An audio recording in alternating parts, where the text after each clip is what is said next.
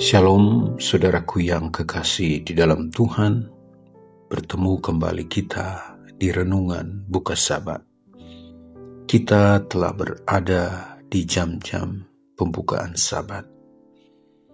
Sungguh Tuhan baik, telah memberkati kita, menjaga kita di 6 hari pekerjaan kita.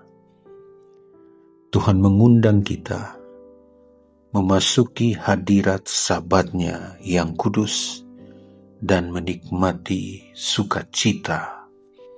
Biarlah Sabat yang indah ini menjadi berkat yang istimewa bagi saudara dan saya dimanapun berada. Mari berdoa. Tuhan Bapa di sorga, terpujilah nama-Mu Tuhan. Terima kasih untuk berkat-Mu. Kami telah berada di Sabat-Mu yang kudus. Berbicaralah kepada kami melalui firman-Mu. Ini doa kami Tuhan, di dalam nama Yesus Juru Selamat kami. Amin. Mazmur 34 ayat 15. Mata Tuhan tertuju kepada orang-orang benar, dan telinganya kepada teriak minta tolong.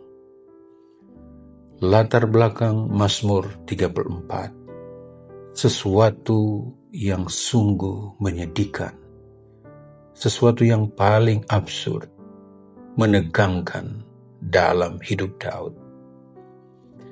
Daud sedang melarikan diri dari Saul dan nekat masuk ke wilayah Filistin, tepatnya di kota Gat, daerah asalnya Goliat, yang dia kalahkan beberapa waktu yang lampau.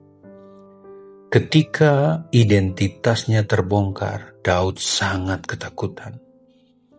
Untuk menyelamatkan nyawanya, ia berpura-pura gila, menggores-gores pintu gerbang, dan membiarkan air liurnya meleleh ke janggutnya.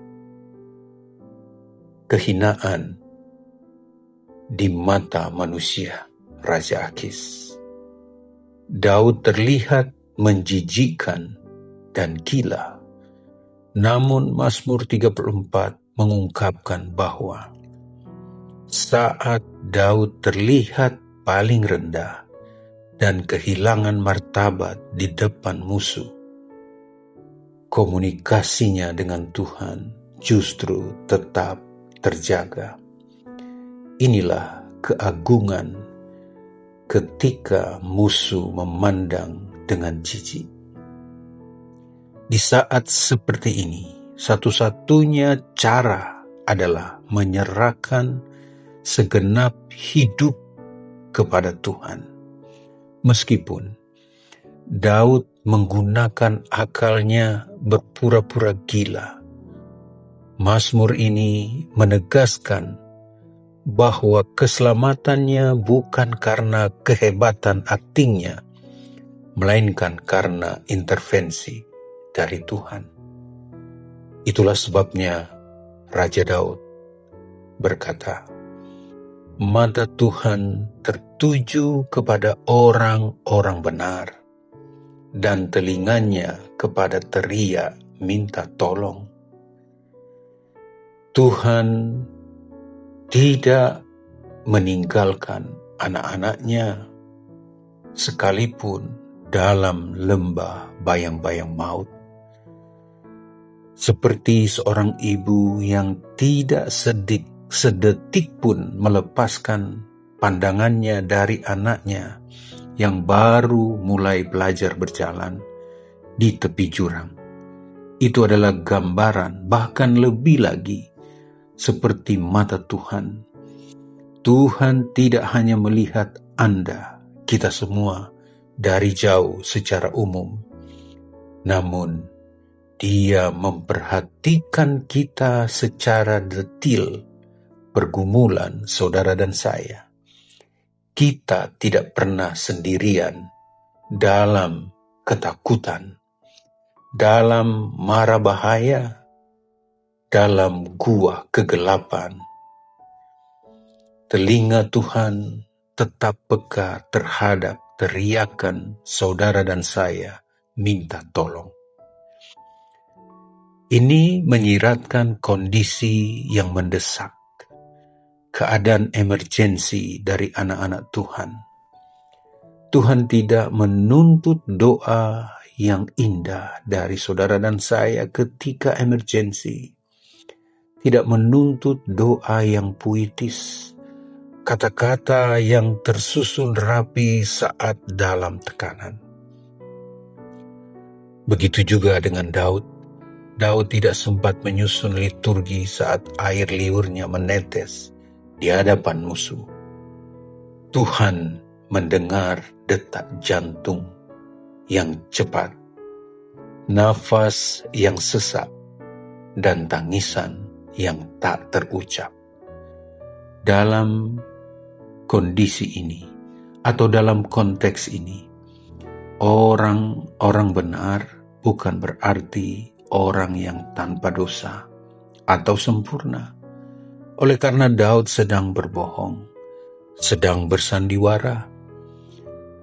Bagi Tuhan, orang benar adalah mereka yang mengandalkan Dia sebagai satu-satunya perlindungan. Orang benar adalah mereka yang tahu bahwa tanpa Tuhan mereka binasa.